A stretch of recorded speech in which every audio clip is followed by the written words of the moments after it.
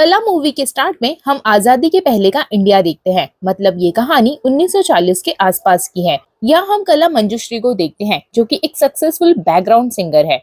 उसके रिकॉर्डिंग्स और song hit जाते हैं और रिसेंटली उसने म्यूजिक वर्ल्ड में इंडिया का सबसे बड़ा अवार्ड द गोल्डन विनाइल जीता है। अब उसका इंटरव्यू लेने बहुत सारे जर्नलिस्ट आते हैं और उन सब से बात करते हुए वो बताती है कि ये उसके पिता की विरासत है, जो कि खुद म्यूजिक में एक बहुत बड़ा नाम और फेमस नाम थे, और उसकी माँ का सपना है जिसे उसने आज पूरा कर दिया है और आज वो बहुत ही ज्यादा खुश होने वाली हैं।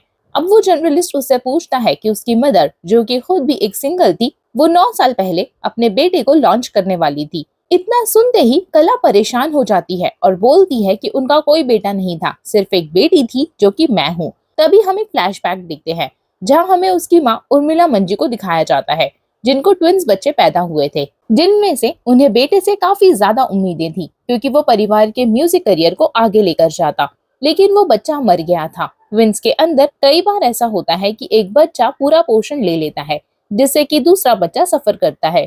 कला को सारा पोषण मिला था, जिससे कि उसका भाई नहीं बच पाया था, और उर्मिला के मन में तभी से उसके लिए गुस्सा आ गया था, जिसे उसने टाइम के साथ साथ कम किया और कला को एक सिंगर बनाने की कोशिश शुरू कर दी। उन्होंने ये भी कहा कि वो लड़की है तो उसको ज्यादा मेहनत करनी पड़ेगी, हमेशा डिग्निटी को ज्यादा रखना होगा और उसके नाम के आगे एक सक्सेसफुल सिंगर का टैग लगना ही चाहिए, ना कि कोई नॉर्मल सरनेम।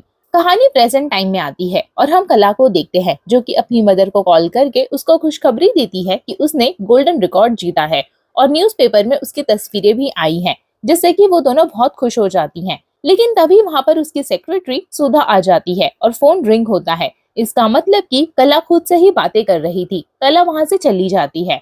अगले सीन में उसके कुछ और इंटरव्यूज और फोटोशूट होते हैं, क्योंकि अब वो एक सेलिब्रिटी बन गई है। इन सबसे वो बहुत ज्यादा खुश थी। वो अपने रिकॉर्ड्स देख रही होती है कि तभी उसे ग्लास में किसी का रिफ्लेक्शन दिखता है, जो कि उससे बोलता है कि तुम चोर हो, तुमने मेरे सपने चुराए हैं और उन्हें जी रही हो। इन अवार्ड्स पर तुम्हारा कोई हक नहीं है। इतना कहते ही वो अपना सर ग्लास पर मारता है। ये सबसे कला बहुत ज्यादा डर जाती है, घबरा जाती है। कला की तबीयत ठीक नहीं थी, तो यहाँ डॉक्टर उसे चेक करने आता है। वो बोलता है कि तुम तो ठीक हो। इस पर वो कहती है कि फिजिकली तो मैं ठीक हूँ, लेकिन उसके दिमाग में काफी शोर मच रहा है। उसके मन में डर है कि कुछ तो बुरा होने वाला है। डॉक्टर उसको समझाता है कि ये सब स्ट्रेस की वजह से हो सकता है और वो परेशान ना हो, जिस पर वो कहती है कि मुझे स्लीपिंग पिल्स भिजवा दो, क्योंकि वो खत्म हो गई हैं। डॉक्टर बोलता है कि उसने हाल ही में उसको वो दवाइयां भिजवाई थी और उसको स्लीपिंग पिल्स ऐसे नहीं लेनी चाहिए, उसे नॉर्मल सोने की कोशिश करनी चाहिए, दूध वगैरह पीना चाहिए, जिससे वो कहती है कि उसको वो पसंद नहीं। अब आगे हम कुछ और फ्लैशबैक को देख पाते हैं, जहाँ पर कला को उसकी मदर उर्मिला म्यूजिक प्रैक्टिस करवा रही होती है और वो धीरे धीरे बड़ी भी हो गई थी, लेकिन उसका म्यूजिक इतना अच्छा नहीं था, जो कि उसकी माँ को पसंद नहीं आता था। वो गुस्से में ये बोलती थी कि उसके पास कोई भी टैलेंट नहीं है, वो हार्डवर्क भी नहीं करना चाहती है। अब कुछ दिन के बाद उस्ताद जी, यानी कि बहुत बड़े गायक के आगे उसको परफॉर्म करना है, लेकिन यहाँ उसके बेसिक्स तक क्लियर नहीं थे, तो कैसे चलेगा। इसलिए सजा के तौर पर वो उसको घर से बाहर निकाल देती हैं। वो रात भर ठंड में तड़पती रहती है। अब लाइव परफॉर्मेंस का दिन आ जाता है। बहुत कम लोग वहां पर आए हुए थे, तो उर्मिला पूछती है कि दीवान मंजुश्री, जो कि एक बहुत बड़े गायक थे, उनकी बेटी आज यहाँ गाने वाली है, लेकिन फिर भी इतने कम लोग क्यों हैं। तो उस्ताद जी बताते हैं कि गांधी जी यहाँ पर आए हुए हैं और वो सभी वहाँ उनसे मिलने गए हैं। ये तो वैसे भी क्लासिकल म्यूजिक है, जिसको सुनने के लिए बहुत कम लोग आते हैं। अब कला अपना परफॉर्मेंस देती है, जो कि अच्छा था, लेकिन उसके परफॉर्मेंस के बाद एक और लड़का जगन भी परफॉर्मेंस देने वाला था, और जब वो शुरू करता है तो उसको सुनने के लिए और भी ज्यादा लोग आ जाते हैं। उसकी परफॉर्मेंस बहुत ज्यादा अच्छी होती है। उसकी आवाज के अंदर कुछ अलग ही जादू था। सब लोग, यहाँ तक कि कला की माँ उर्मिला को भी उसकी आवाज में इंटरेस्ट आने लगता है। वो इसको इनाम भी देती हैं। अब कुछ टाइम बाद उर्मिला उस्ताद जी से बोलती हैं कि उसे अपनी बेटी को नॉर्मल सिंगर नहीं बनाना है, उसको पंडित की उपाधि दिलानी है।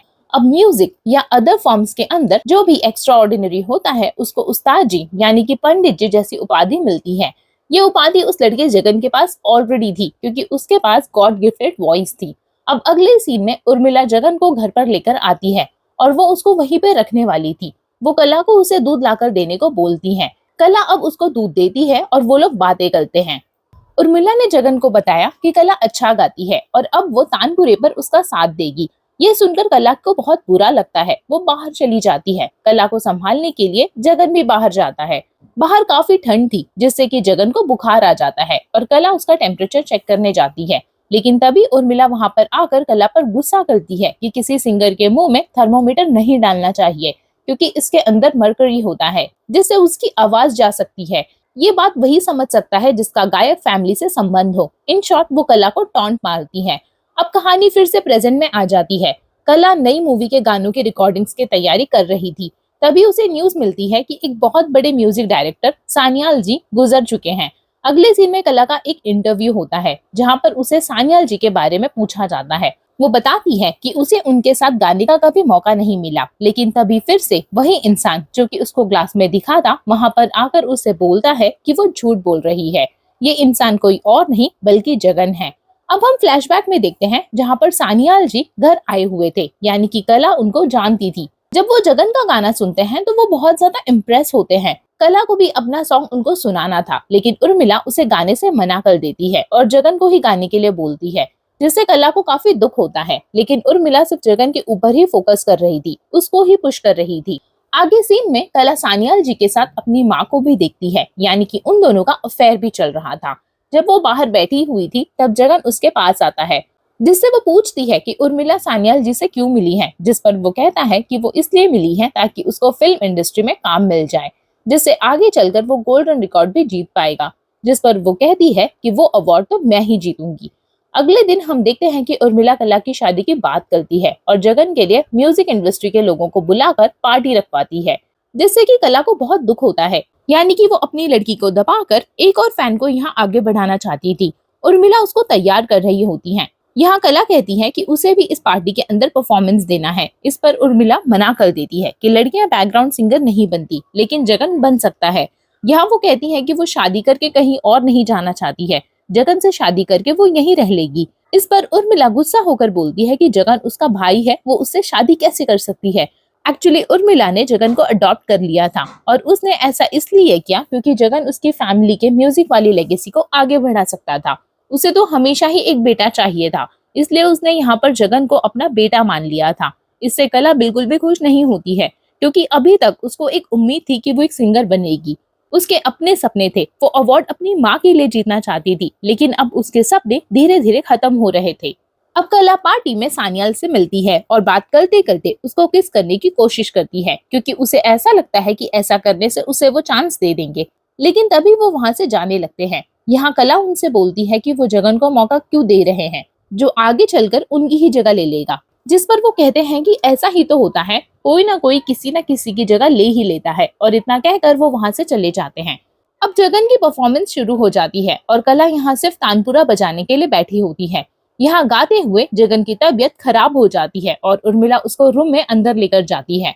डॉक्टर को बुलाया जाता है। सान्याल पूछते हैं कि अभी क्या करना है, क्योंकि इतने सारे बड़े लोग आए हुए हैं। उर्मिला बोलती है कि उसकी तबीयत ठीक नहीं है और उसे सभी को संभालना है। इसी बीच कला अपने गाने का परफॉर्मेंस दे देती है और उसकी परफॉर्मेंस अच्छी जाती है।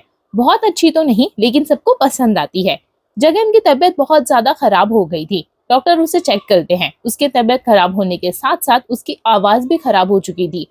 आवाज खराब होने से वो बहुत दुखी रहने लग जाता है, क्योंकि उसकी आवाज ही उसके जीने का सहारा थी। अब एक दिन सुमन कुमार घर पर आता है और बोलता है कि उन्हें यकीन नहीं हो रहा कि जगन की आवाज खराब हो गई है, अभी नहीं तो बाद में उसको चांस मिल जाएगा। लेकिन यहाँ जगन का सपना टूट गया था, वो बहुत ही दुखी था। अब सुमन जाने लगता है, लेकिन कला बोलती है कि मौसम खराब है, अब कल चले जाइए।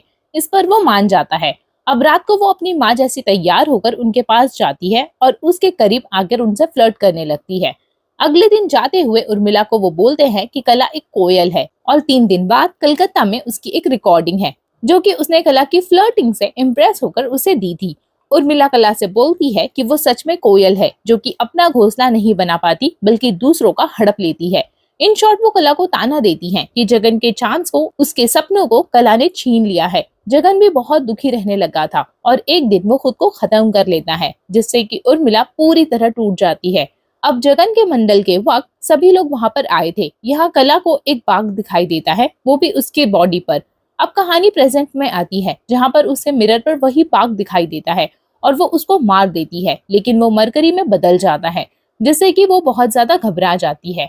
अब बाहर उससे मिलने सुमंत आया हुआ था। वो अपने डाउनफॉल में था और उसे एक दो मूवी भी बड़ी मुश्किल से मिल रही थी। तो एक मूवी के लिए वो कला से बात करने आया था, लेकिन वो मिलने से ही मना कर देती है। वो दुखी होकर वहां से चला जाता है। अब कला उर्मिला को कॉल करती है और बोलती है कि उसके साथ सब कुछ गलत हुआ है, उसे हेल्प की जरूरत है, लेकिन उर्मिला फोन काट देती है। अब वो परेशान लिफ्ट में थी जहाँ पर उसे सुमंत मिलता है। वो उसे बोलता है कि वो एक बुरी इंसान है, उसने उसको बनाया, अगर वो उसे नहीं बनाता तो वो कुछ भी नहीं होती, ये सब तो पहले से ही जगन का था। और ये लाइन कला को सीधा दिल में लगती है, जिससे उसको बहुत बुरा लगता है। अब हम फ्लैशबैक में देखते हैं जहाँ पर वो रिकॉर्डिंग पर जाने के लिए तैयार थी। उर्मिला उसे बोलती है कि वो जाए लेकिन कभी वापस ना आए, अगर वो एक बार बाहर चली गई तो यहाँ पर नहीं आएगी। जिस पर कला कहती है कि तुम खुद तो एक सिंगल थी, तुमने भी तो सब कुछ छोड़ा था, तो इसमें गलत क्या है? मैं तो तुम्हारे लिए ही सब कुछ करती हूँ, लेकिन तुम्हारे लिए तो कुछ भी इनफ ही नहीं होता। उर्मिला गुस्सा होकर वहां से चली जाती है। अब हम कला को देखते हैं जिसका एनवायरनमेंट सडनली चेंज हो जाता है। वो अकेली थी, उसके सामने खाली माइक था, जिसका सीधा मतलब ये है कि अब उसके पास कोई और नहीं है, सिर्फ म्यूजिक है। अब हम कलकत्ता की रिकॉर्डिंग को देखते हैं जहाँ पर कला अच्छे से नहीं गा रही होती और एक के बाद एक टेक उसको लग रहे थे। अब सब ये बोलते हैं कि उसे लाना वेस्ट है, इवन सुमन भी यही बोलता है, जिससे कि वो दुखी हो जाती है। ऐसे तो वो घर जा नहीं सकती थी, साथ ही उसका सपना भी टूटने वाला था। अब वो बाहर आती है जहाँ पर सुमन उसे मना कर देता है, लेकिन वो रोते हुए उससे रिक्वेस्ट करती है और वो उसकी मजबूरी को देखकर उसको मॉलेस्ट करता है। वो उसे चांस देने के लिए अग्री हो जाता है। अब वो दुखी खड़ी होती है क्योंकि अपने सपने के लिए उसने लास्ट कदम भी उठा लिया था। उसे जगन और उसकी कन्वर्सेशन याद आती है जहाँ पर वो ये बोल रहा था कि वो टाइम आने पर सुमन के साथ काम करेगा, गोल्डन रिकॉर्ड लेके आएगा, जिस पर वो कहती थी कि वो अपनी माँ के लिए रिकॉर्ड लेकर आएगी।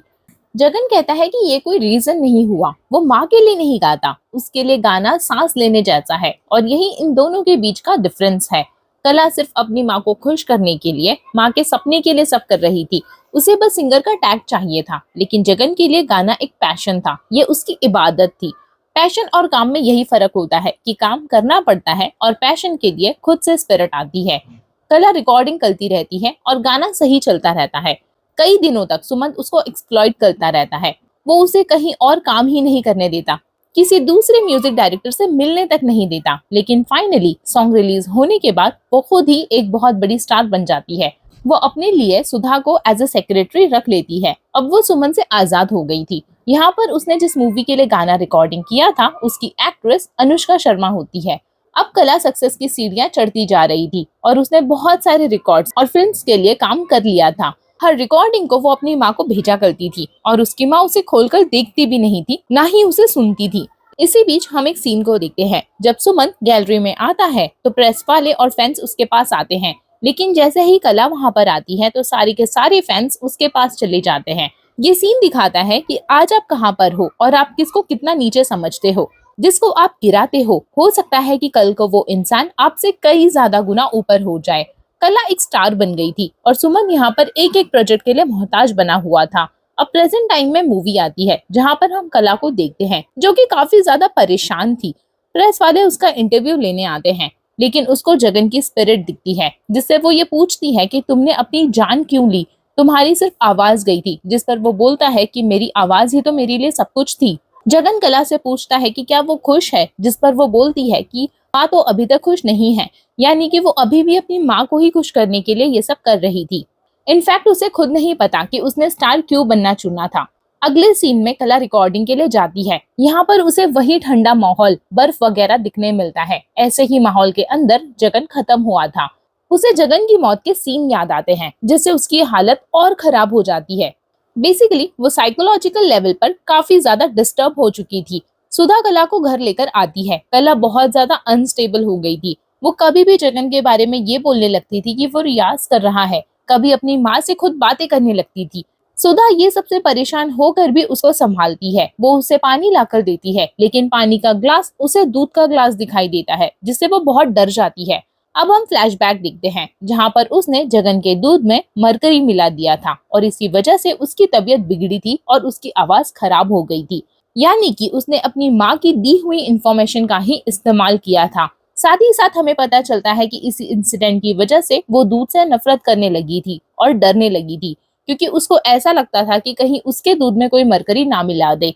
अब हम उर्मिला को देखते हैं, जो कि अपने घर पर थी और रेडियो पर कला का वही इंटरव्यू चल रहा होता है जिसके अंदर उसने जगन की बात की थी। असल में वो खुद से ही बातें कर रही थी और जगन वाले जवाब भी खुद ही दे रही थी। ऐसा सब साइकोलॉजिकल ट्रॉमा या फिर इलनेस में होता है कि पर्सन सबकॉन्शियसली खुद से ही चीजें बोलने लगता है। उसे लगता है कि सामने पर्सन खड़ा है लेकिन दूसरा पर्सन एग्जिस्ट ही नहीं करता है।